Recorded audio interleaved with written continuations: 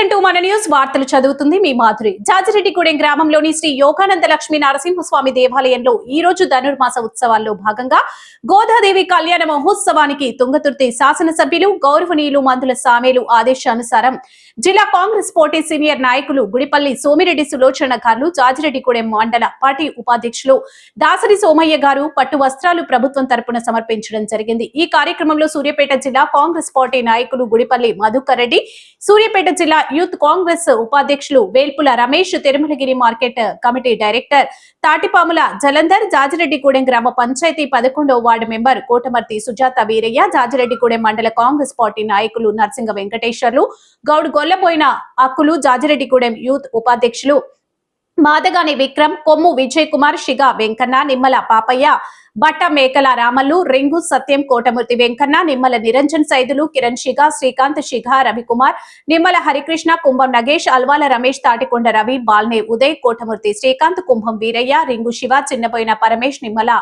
శేఖర్, కోటమూర్తి పురుషోత్తం తదితరులు పాల్గొన్నారు. News coverage మన న్యూస్ ఎండి కరుణ కుమార్.